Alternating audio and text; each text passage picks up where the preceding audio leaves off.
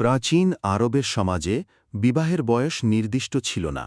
সংস্কৃতি ও সামাজিক প্রেক্ষাপট অনুযায়ী এটি নির্ধারিত হতো। ওই যুগে গড়ে মানুষের জীবনকাল মাত্র 40-এর আশেপাশে ছিল, তাই শরীর স্বাস্থ্য শক্তিশালী হলেই বিবাহে প্রেরিত হতো। নবীজি সাল্লাল্লাহু আলাইহি ওয়াসাল্লাম খাদিজার মৃত্যুর পর দীর্ঘকাল শোকাকুল থাকাকালীন তার আশেপাশের সাহাবাগণ পুনর্বিবাহের পরামর্শ দেন। তখন সাহাবীদের একজন খাওলা বিনতে হাকিম নবীজি সাল্লাল্লাহু আলাইহি ওয়াসাল্লামকে বলেন, খাদিজার পরে আপনি আর কেউ পছন্দ করতে চান? নবীজি জিজ্ঞেস করেন, কাকে বিয়ে করতে চাইছ? তিনি বললেন, স্বেচ্ছা থাকলে অবিবাহিতা বা বিবাহিত যে কোনো একজন। যে কোনো গুণী আপনাকে প্রিয়, তার কন্যা আয়েশা রাদিয়াল্লাহু আনহুই হয়তো আপনার পছন্দ। এই কথা শুনে নবীজি সাল্লাল্লাহু আলাইহি ওয়াসাল্লাম সম্মতি দেন এবং আবু বকর রাদিয়াল্লাহু আনহুর কন্যা আয়েশাকে বিয়ে করার সিদ্ধান্ত নেন। ইতিহাসবিদ উইলিয়াম মন্টগোমারি ওয়াট মতে নবীজি সাল্লাল্লাহু আলাইহি ওয়াসাল্লাম সম্ভবত আবু বকর রাদিয়াল্লাহু আনহুর প্রতি বন্ধন দৃঢ় করার জন্য এই বিয়ের প্রস্তাব গ্রহণ করেছিলেন। উভয় পক্ষেই খুশি হয়ে পূর্বের কোনো বাগদত্তা বিবাহ পরিত্যাগ করা হয়। মক্কার সেই সকালটা ছিল শান্ত। নবীজি এর মুখভাবও ফুটে উঠছিল স্নেহমমত্বে। সাল্লাল্লাহু আলাইহি ওয়াসাল্লাম যখন জানতে পারেন খাওলা বিনতে হাকিম আয়েশাকে পরামর্শ দিয়েছেন, তখন মানুষের ঘন ছায়াযুক্ত মসজিদে আলোয় ভরে উঠল। সেই সময় ঐতিহাসিক নিয়ম অনুযায়ী 6 বছরের কিশোর কিশোরীদের নানাভাবে বিবাহের প্রস্তাব দেওয়া হতো। 1 নম্বর সূচনার মাধ্যমে নতুন জীবন শুরু হতো। এই সিদ্ধান্তে সামাজিক অপমান বা বাধা ছিল না। মক্কার সেই সকালটা ছিল শান্ত। নবীজি এর মুখভাবও ফুটে উঠছিল স্নেহমমত্বে। সাল্লাল্লাহু আলাইহি ওয়াসাল্লাম যখন জানতে পারেন খাওলা বিনতে হাকিম আয়েশাকে পরামর্শ দিয়েছেন, তখন মানুষের ঘন ছায়াযুক্ত মসজিদে আলোয় ভরে উঠল। সেই সময় ঐতিহাসিক নিয়ম অনুযায়ী 6 বছরের কিশোর কিশোরীদের নানাভাবে বিবাহের প্রস্তাব দেওয়া হতো। 1 নম্বর সূচনার মাধ্যমে নতুন জীবন শুরু হতো। এই সিদ্ধান্তে সামাজিক অপমান বা বাধা ছিল না। মহানবী সাল্লাল্লাহু আলাইহি ওয়াসাল্লাম এবং আবু বকর রাদিয়াল্লাহু আনহু যখন বিবাহের জন্য অঙ্গীকার স্বাক্ষর করলেন, তখন আরবি সমাজের রেওয়াজ মেনে চলা হল। অনেক ঐতিহাসিক বিবরণী এবং হাদিসে বর্ণিত আছে যে নবীজি সাল্লাল্লাহু আলাইহি ওয়াসাল্লাম ওই সময় আয়েশাকে বাগদত্তার বন্ধন থেকে অঙ্গীক্ত বিয়ে করেন। জামানায় কিশোরী আমানত থাকে, এজন্য নবীজি সাল্লাল্লাহু আলাইহি ওয়াসাল্লামের সাথে আয়েশার মা উম্মু রুমান তার মেয়েকে নিয়ে সহমত পোষণ করলেন। মক্কার লোকবিষয় হিসেবে বিয়ের অনুষ্ঠান অনেকটা সাদামাটা ছিল। গয়নার বদলে দুজনকে আলংকারিক কাপড়, শুভেচ্ছা আর দোয়া দেয়া হয়। নবীজির 6 বছর বয়সী এই কন্যাকে সেই রঙিন দিনে ঘর সাজিয়ে প্রস্তুত রাখা হল। এক উপাখ্যানে বলা হয়েছে, নবীজি সাল্লাল্লাহু আলাইহি ওয়াসাল্লাম তার প্রিয় সথিত্রীর মেয়ে আয়েশাকে ঘরে নিয়ে গেলে তাকে শুভেচ্ছা জানানোর জন্য আনসারীদের নারীরা অপেক্ষা করছিলেন। চাঁদনি ভোরে তিনি বাড়িতে এসে নবীজির হাতে তুলে দেয়া হয়। তখন তার বয়স ছিল 6 বছর এবং প্রায় 3 বছর পরে নবীজি সাল্লামের সঙ্গে তার দাম্পত্য সম্পর্ক সম্পন্ন হয়। যখন তিনি নবীজি সাল্লামের আশেপাশে ঘুমাতে পারতেন, বান্ধবীদের সাথে খেলতে পারতেন। নবীজির বাগদত্তায় আবদ্ধ হওয়ার সেই দিনটি ছিল আবেগময়। উম্মু রুমান ভাইটিকের কণ্ঠে বললেন, আমার সন্তান, আজ থেকে নবীজির পরিবারে তুমি বোনের মতো থাকবে। আয়েশাও মাকে জড়িয়ে বললেন, খুব ভালো লাগবে মা, আমি খুশি। আবু বকর রাদিয়াল্লাহু আনহু আলিঙ্গন করে পুত্রবধূদের সম্মুখে বললেন, উনি আমাদের সর্বাপেক্ষা প্রিয় মানুষ, তার সম্মান আমাদের কর্তব্য। সমাজের রেওয়াজ ছিল সেই সময় পুত্রীর জন্য বাবা নগদ বিয়েওয়া সাল্লাম অর্থাৎ নবীজির হাতে তুলে দিতেন। পরের দৃশ্যে নবীজি সাল্লাল্লাহু আলাইহি ওয়াসাল্লাম তার নতুন স্ত্রীর হাতে ধন্যবাদ জ্ঞাপন করলেন, আর আয়েশা রাদিয়াল্লাহু আনহু কিশোর মন নিয়ে নতুন দায়িত্ব বোঝার চেষ্টা করছিল। আয়েশা, আমার কুল পূর্ণ হয়েছে মা, আজ নবীজির পরিবেশে আর বাব হয়ে যাব। মা উম্মু রোমান, হে মেয়ে, খুশি হও, আল্লাহ তার ভালোবাসা দিয়ে দান করেছেন সেরা সঙ্গী।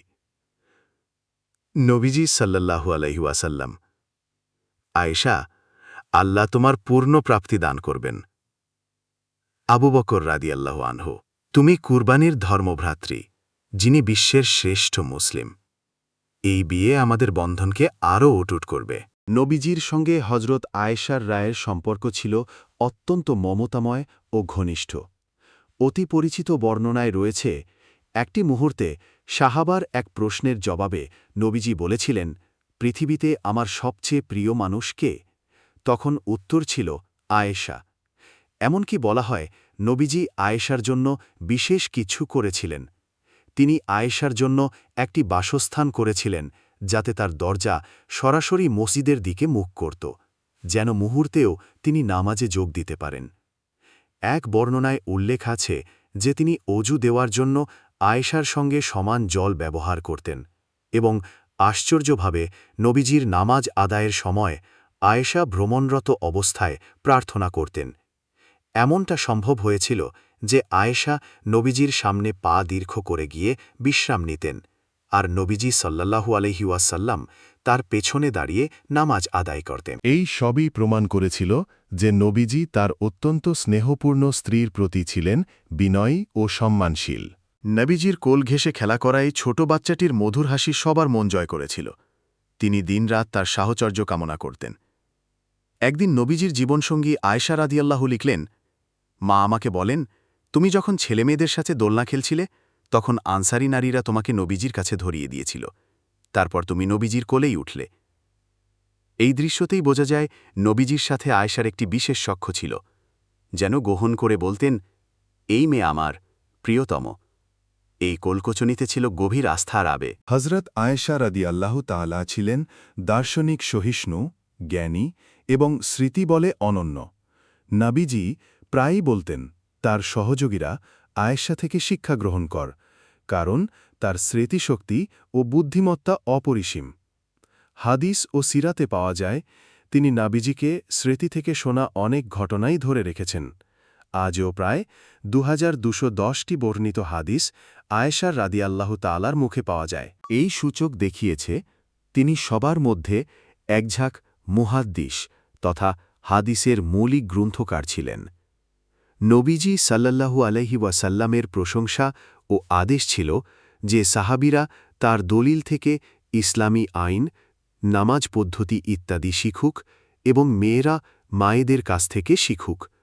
এই কাজে আয়েশা রাদিয়াল্লাহু আনহা ছিলেন কেন্দ্রীয় ব্যক্তি।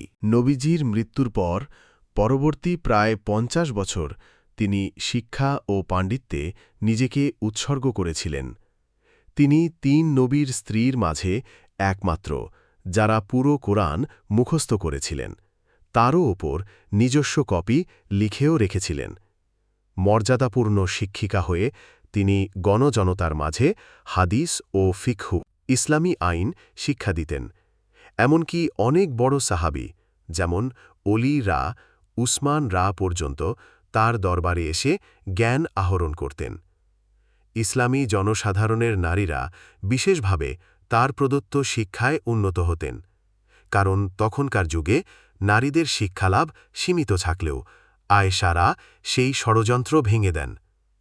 এক বর্ণনায় বলা হয়েছে, কোরআনের বাণী বাংলায় পুনরায় লিপিবদ্ধ হওয়ায় দলিল সংগ্রহে তার বড় অবদান ছিল এবং তিনি মুসলিম উম্মাহর বিধি বিভাগে গুরুত্বপূর্ণ ভূমিকা রেখেছেন। মদিনায় এক বসন্ত সন্ধ্যায় ছোট একটি গ্রুপ নবীন মুসল্লিদের নিয়ে আয়েশা রাদিয়াল্লাহু তাআলার দরবারে গিয়েছিল। একজন সাহাবী প্রশ্ন করলেন, হাদিসের কোন বিধি অনুসারে আমাদের নামাজের ঘণ্টার হিসেব করতে হবে? আয়েশা রাদিয়াল্লাহু তাআলা হাসলেন, প্রিয় ভাই, যখন নবীজির সামলাতে চেষ্টা করতাম, তিনি বলতেন, পেছনে তাকিও না, সাথে নামাজের পথ চলে যাও। তাই সময় হিসেব করতে সিংহভাগ সূরার সূচনা সূর্যোদয়ের পর গোনো, যদি সময় হারিয়ে যায়। নবীজির শিক্ষা দিয়ে তিনি তাদের বুঝাতে চেয়েছিলেন ফিতর ও পরীক্ষা বটে। শিক্ষার্থীরা বিস্ময়েও নিমজ্জিত। শিক্ষার্থী সাহাবীরা বলল, ওহে মা, আমরা শুনেছি আপনি কুরআন নিজেই লিখে রেখেছেন, কি দুঃসাধ্য চেষ্টা ছিল? আয়েশা রাদিয়াল্লাহ তাআলা বলল, তখন তো কম্পিউটার নেই, তথ্যজগতে খোঁজার পথ নেই, স্মৃতিতেই সবকিছু ধারণ করতে হতো, যেমন রকম পাঠ হলে পড়তে হতো। আল্লাহ নবীর সাহায্য দিয়েছেন, তাই লিখে রাখতে পেরেছিলাম। শিক্ষার্থী আলী বলল, আপনার শেখানো হাদিস অমূল্য, বিশ্বায়িত চিন্তা আমাদের জীবন পাল্টে দিয়েছে। আয়েশা রাদিয়াল্লাহু তাআলা বলল, আমি শুধু বলেছি, পরম পবিত্র নবীজি সাল্লাল্লাহু আলাইহি ওয়াসাল্লাম এর কথা আর কাজ মনে রেখো, সেটাই আমাদের পথ প্রদর্শক। দাম্পত্য জীবনে খেদ বিষাদ ছিল কম, বরং প্রীতি ও করুণা ছিল মুখ্য। নবীজি সাল্লাল্লাহু আলাইহি ওয়াসাল্লাম আয়েশাকে অনেক সম্মান ও স্নেহ করতেন। একবার সাহাবারা তার কাছে এসে বলল, নবীজি সাল্লাল্লাহু আলাইহি ওয়াসাল্লাম আপনাকে যে ভালোবাসেন তার প্রকাশ অনেকবার প্রত্যক্ষ করেছি। নবীজির সূক্ষ্ম হৃদয় একবার উত্তেজিত হয়েছিল এবং তিনি সংবেদনশীল শব্দে বলেছিলেন, ওকে কষ্ট দিবে কি? উনি আয়েশা আমার অনুগ্রহ। এমন কথা কৌতুকভাবে ছড়িয়েছিল আরবি সাহিত্যে। হালকা মেজাজেও বন্ধুত্ব ছিল গভীর। আয়েশা নিজেও প্রফুল্লমনা, প্রজ্ঞাময় ছিলেন। তিনি নবীজির প্রতি অপরিসীম ভক্তি প্রদর্শন করতেন এবং তার জন্য সব সময় সেবা করতেন। এত সব ঘটনার মাঝেও আয়েশার রাদিয়াল্লাহু তাআলা নিজস্ব পরিচয়ে বিরাজমান ছিল। তিনি জ্ঞানবুদ্ধি ও মতধরের অধিকারী ছিলেন। নবীজির সাল্লাল্লাহু আলাইহি ওয়াসাল্লাম মৃত্যুর আগ মুহূর্তে যখন তিনি অসুস্থ হলেন, তখন তিনি সরাসরি আয়েশার কোলেই শান্তির নিঃশ্বাস ত্যাগ করেন। এর মাত্র কয়েক ঘণ্টা আগে তিনি আহলে বেগমের মাঝে নিখুঁত একজন শিক্ষক হিসেবে অম্লান স্মৃতিটা রেখে গেছেন। নবীজির সাল্লাল্লাহু আলাইহি ওয়াসাল্লাম শেষ মুহূর্তগুলিতে আয়েশা রাদিয়াল্লাহু তাআলার হাত জড়িয়ে শ্বাস নেওয়া, হৃদয় বিদারণযুক্ত মুহূর্ত হলেও শান্তির ছবি।